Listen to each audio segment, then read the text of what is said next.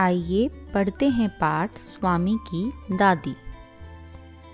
बच्चों, आपने भी अपने दादा दादी से बहुत सी कहानियाँ सुनी होंगी।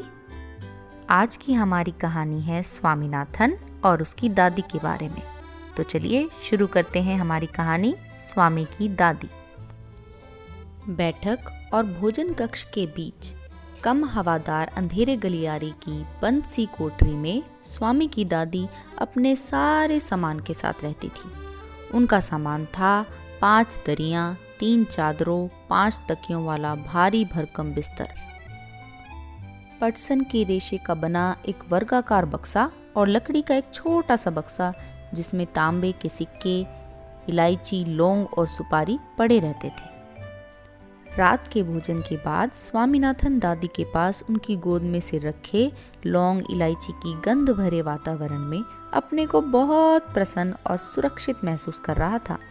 बड़ी प्रसन्नता से भरकर वह बोला, ओह दादी, तुम नहीं जानती राजन कितनी ऊंची चीज है। उसने दादी को राजम और मणि की पहले दुश्मनी और फिर दोस्ती की कहानी कह सुनाई। तुम्हें पता है उसके पास सचमुच की पुलिस की वर्दी है। स्वामीनाथन बोला, सच? उसे पुलिस की वर्दी क्यों चाहिए? दादी ने पूछा। उसके पिता पुलिस अधीक्षक हैं। वह यहाँ की पुलिस के सबसे बड़े अफसर हैं। दादी काफी प्रभावित हुई। उनका सच में काफी बड़ा दफ्तर होगा, उन्होंने कहा। फिर उन्होंने उन दिनों की कहानी सुनानी शुरू की जब स्वामीनाथन के दादा रौबदार सब मजिस्ट्रेट थे, जिनके दफ्तर में पुलिस वाले कांपते हुए खड़े रहते थे। उनसे डरकर खूंखार से खूंखार डाकू तक भाग खड़े होते थे। स्वामीनाथन अधीर होकर उनकी कहानी खत्म होने का इंतजार करने लगा। बस काफी है दादी, उसने रूखे स्वर में कहा।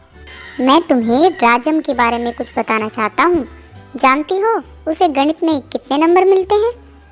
सारे नंबर मिलते होंगे, है ना? दादी ने पूछा।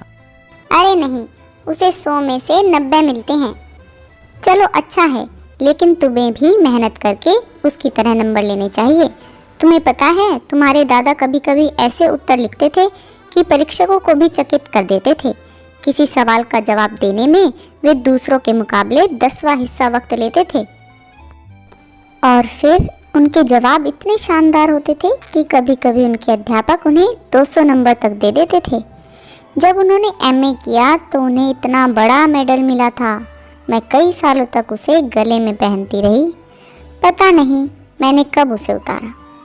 हाँ, जब तुम्हारी बुआ पैदा हुई थी। नहीं, तुम्हारी बुआ नहीं, तुम्हारे पिता।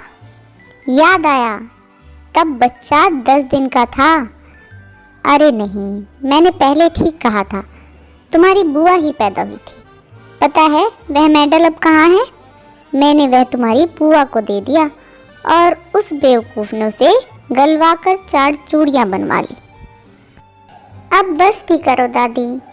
क्या तुम राजम के बारे में नहीं सुनना चाहती? हाँ हाँ बोलो।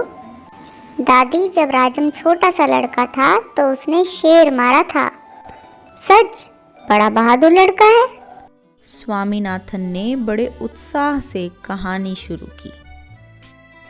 राजम के पिता एक जंगल में डेरा डाले हुए थे।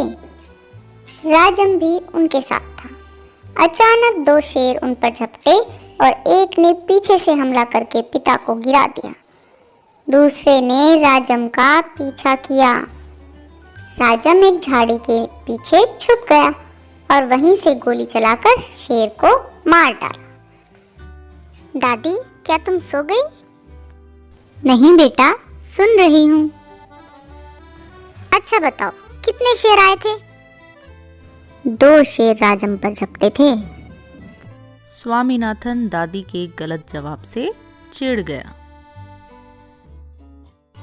मैं तुम्हें इतनी जरूरी बातें बता रहा हूँ और तुम नींद में न जाने क्या क्या उल जलूल कल्पना किए जा रही हो। अब मैं तुम्हें कुछ नहीं बताऊंगा। मैं जानता हूँ तुम क्यों ऐसा कर रही हो। तुम राजम को पसंद नहीं करती। नहीं नहीं, वह तो बहुत प्यारा लड़का है, दादी ने बड़े विश्वास से कहा। उन्होंने राजम को देखा तक नहीं था। स्वामीनाथन खुश हो गया। दूसरे ही क्षण उसके मन में एक नया संदेह पैदा हुआ।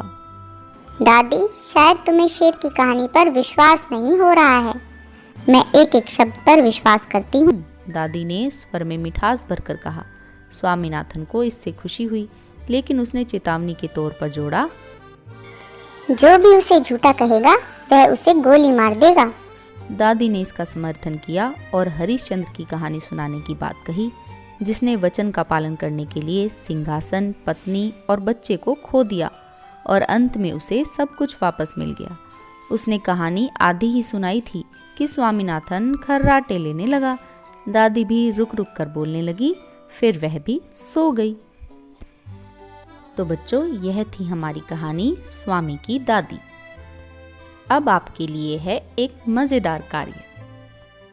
आपको अपने दादाजी या दादी जी से सुनी हुई कोई भी कहानी अपने शब्दों में लिखनी है और अपनी कक्षा में अपने मित्रों को भी सुनानी है।